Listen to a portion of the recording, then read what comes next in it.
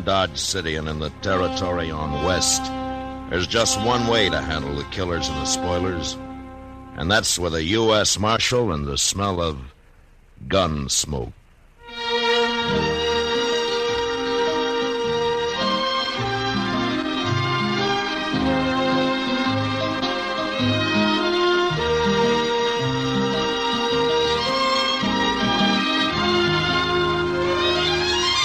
Gunsmoke, the story of the violence that moved west with young America. The story of a man who moved with it. Matt Dillon, United States Marshal. Gunsmoke, starring William Conrad.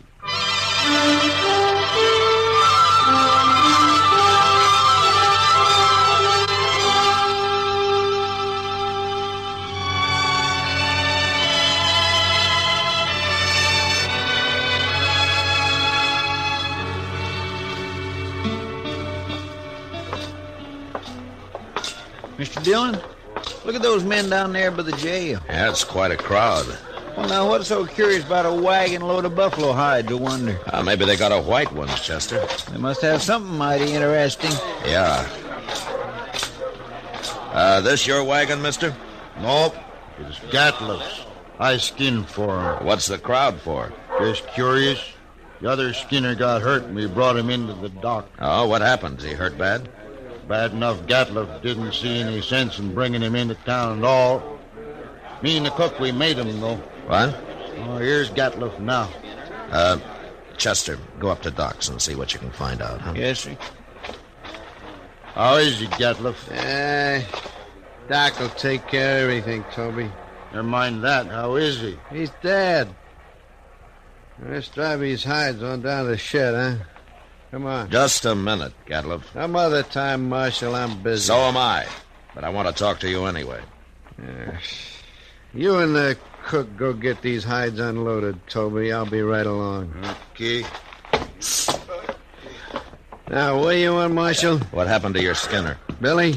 He hurt himself, that's all. He's dead, isn't he? Yeah, he's dead. He got hurt and he died. That's all. When did he get hurt?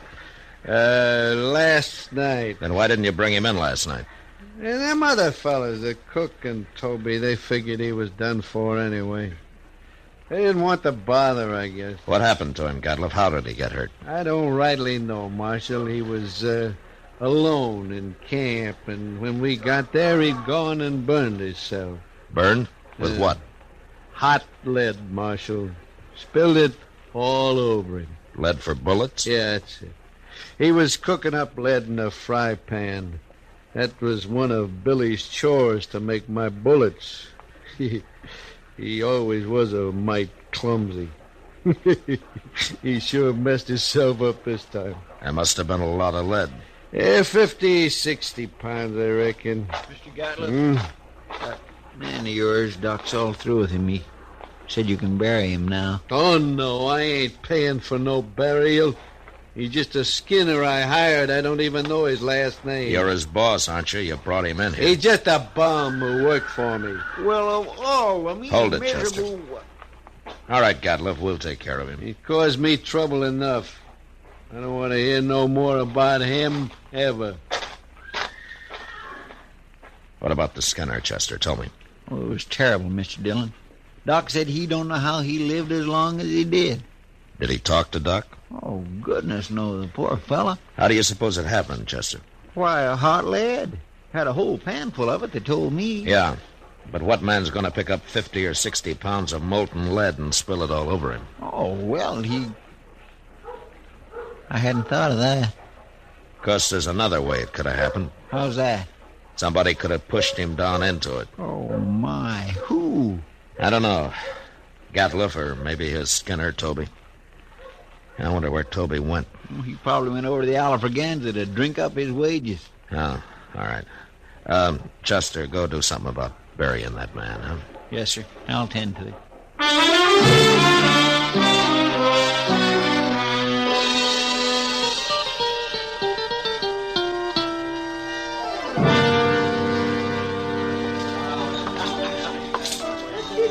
Hello, Toby.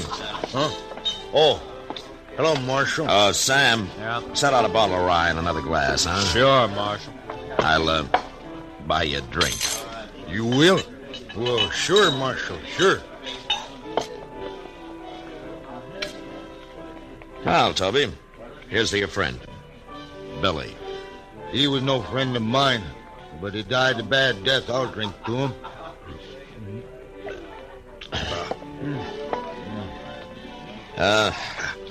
Tell me something, Toby. How did he and Gatliff get on? You notice Gatliff's eyes, Marshal? I did. He got powder specks shot into them. They look like turkey eggs. Yeah. You don't get on with a man like that. How come I've never seen him in Dodge before? A man's greedy, Marshal. He's downright wicked about money. He figures he can save time, make more money by selling his hides to buyers' agents on the prairie. He gets less out there, but he can kill and sell more that way. Well, he came in with a load of hides today. Just 'cause we made him come in with Billy. Ah. Tell me about the accident, Toby, huh? Well, thanks. Billy was melting lead in a fry pan, and the way I figured, he must have tripped somehow, fallen smack into it. When we rode in, we found him rolling around on the ground. That's all I know. When who rode in? Me and the cook. Well, where was Gatliff? Oh, he went in just ahead of us. How long ahead of you? Not long, maybe 20 minutes. Ah. And then he found Billy first, is that it? Yeah, so he did. I hadn't thought of that before, Marshal. So that's why you've been asking so many questions. Well, I wasn't sure, Toby. But I expect you're telling the truth. The cook could back up your story, I imagine. Sure. I'm telling the truth. So that's what happened. Gatliff killed him. He murdered him. Any idea why he would? Sure I do. He killed Billy so he wouldn't have to pay him his wages due. We've been out 4 months. He must have owed Billy $700-800. Uh-huh. Are, you going back out on the prairie with him? I ain't afraid of him. But I'll be sleeping with one eye open from now on. And if you let on you're suspicious, he'll sure try to kill you. Not me. He can do his killing on somebody else. You'll be leaving in the morning, I suppose, huh? About dawn, I reckon, soon as Gatliff hires new Skinner. Uh-huh. Well, the bottle's yours, Toby, and good luck. Oh, I sure do thank you, Marshal.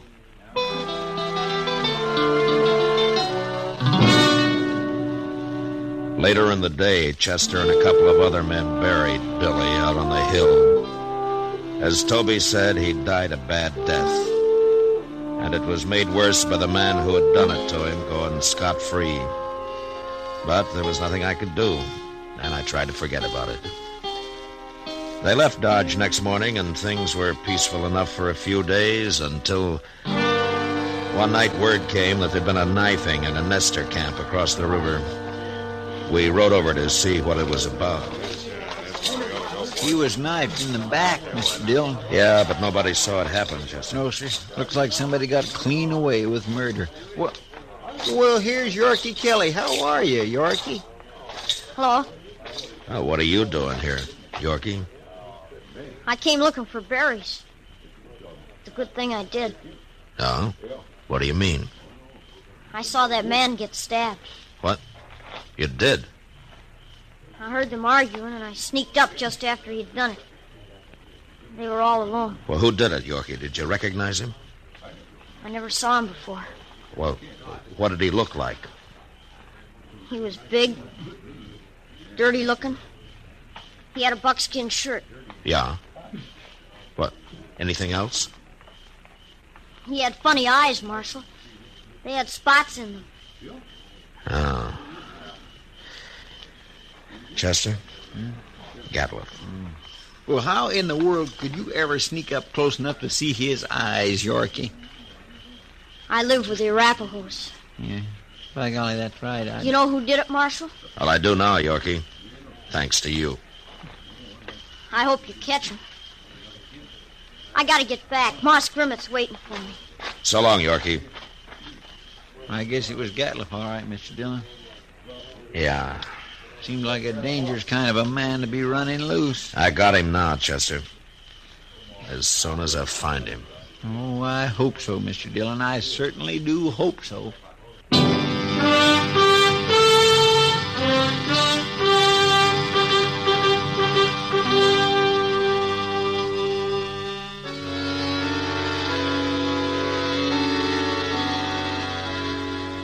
Since Gatliff would figure nobody had seen him, it wasn't likely that he'd run.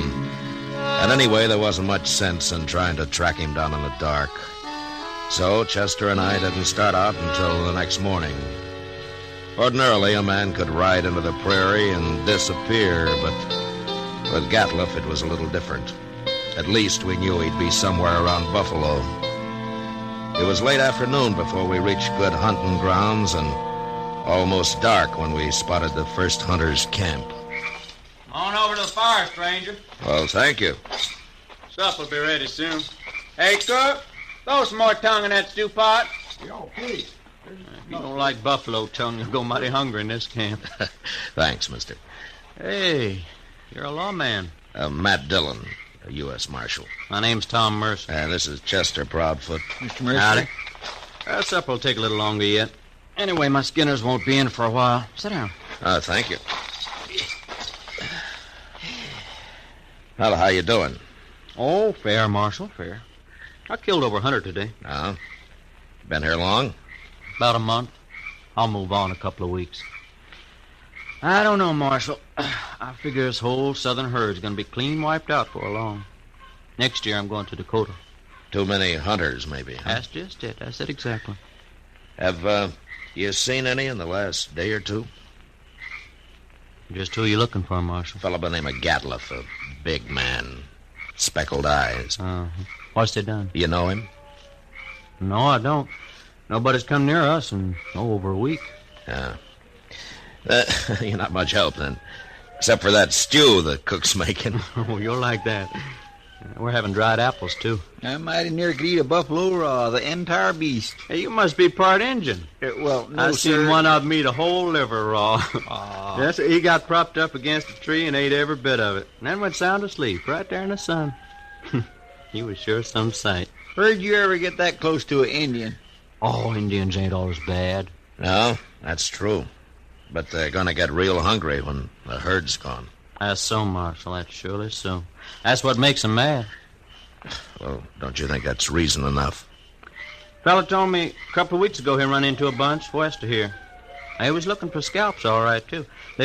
Oh, hey, here comes my Skinners. Now we can get outside of some of that stew. Fine. Don't you ever feed this man, Marshal? Only when he works, Mercer. Oh, now, Mr. Dillon.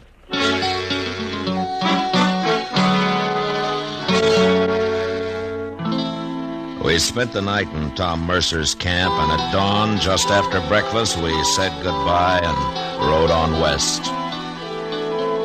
In the next 2 days, we met plenty of hunters, but we didn't find Gatliff. About noon of the third day, we cut the trail of a wagon train and figured it to be that of a hide buyer's agent who had come out into the prairie to do business on the spot. An hour or two later, we saw him. A long string of ox-drawn wagons piled high with hides. There was a man on horseback leading the train. We rode up to him. Hello there. That's quite a load you got, mister. 10,000 so far. Huh? What are you doing way out here, Marshal? I'm looking for a hunter by the name of Gatliff. You know him? Sure I do. Just picked up a load from his rick early this morning. Is he in trouble? Yeah. Where is he? Straight south, couple of miles. Can't tell you exactly. He moves around a lot. That's close enough for us. Thanks a lot, mister. Sure, Marshal. Never like him anyway.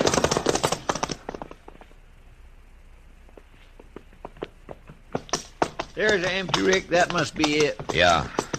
But he's moved his camp. Not far, if it was just this morning. Chester. What's that out there? Where at? It looks like a man. Come on. Fella.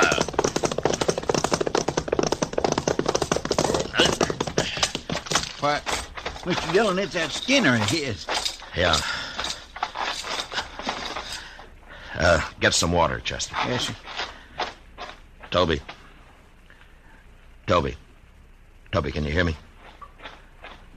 He's been shot, Chester. Here's the water. Yeah.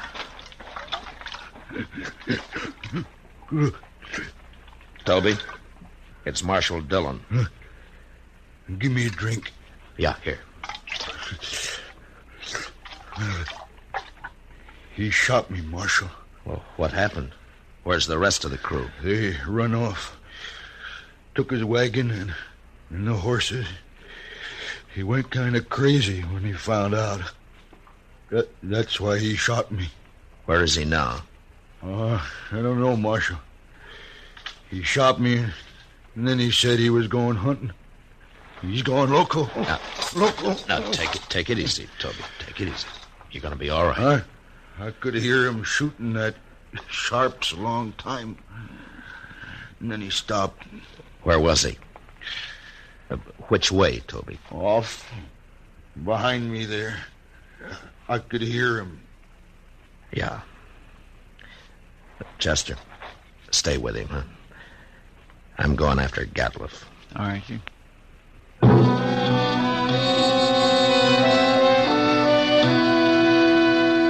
Off in the direction Toby had indicated, there lay a large, isolated hollow surrounded by low ridges. When I reached it, I dismounted and crawled up to where I could look down into it. There was no sign of Gatliff, but lying on the prairie floor were the bodies of countless fresh-killed buffalo. It was a strange sight. The old bulls and the cows and the little calves lying there, blackening the prairie grass. I got up and stood looking at it for a long time. And then suddenly, out in the middle, I thought I saw a slight movement. And a second later, there came the familiar boom of a Sharp's 50. And I dropped behind the range and waited. And then Chester rode up. Did you find him, Mr. Dillon? Yeah. I thought I'd better come along. You see... Toby's dead. Is that it? Yes, sir. All right. Well, Gatliff's down there in the middle of the hollow, but we can't get anywhere near him as long as he's got that Sharp's rifle. He's killed a small herd of buffalo in there, and now he's lying out in the center of them. Well, that's the darndest thing I ever heard of, Mr. Dillon. He must have gone crazy, just like Toby said. Yeah. What's he shooting at now? Hey, Mr. Dillon, the way he's spacing them shots... Yeah, that's the signal for help, Chester. Come on. Say, maybe it's just a trap. Oh, be ready to take cover behind one of these animals. It might be. Sounds like he's been hurt. Yeah. Just keep your head up. There he is, behind that big bull. Yeah, I see him. Wow. Mr. Dillon, he's all... There have been horses in here, Chester. Indians. Oh, my goodness. Come on.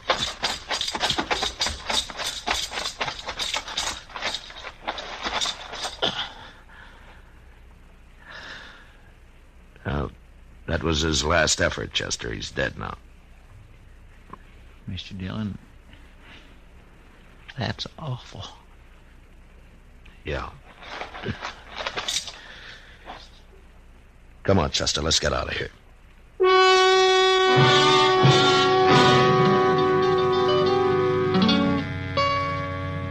I don't know how the Indians caught Gatliff. He'd gone a little mad, and maybe that made it easy for him. But they'd finally got themselves a buffalo hunter. And into their unbelievably savage torture of him had gone all the hatred and desperation of a race being slowly starved and driven from their homeland. And then they'd put him there, surrounded by his own bloody slaughter, and they'd gone off with a gesture of contempt, leaving his rifle and his ammunition by his side. And having seen what they did to him, I'll never know how he managed to fire even one of those shots. For all of his evil, Gatliff had died harder than any man I'd ever seen. Chester and I rode back to Dodge, and it was never mentioned between us again.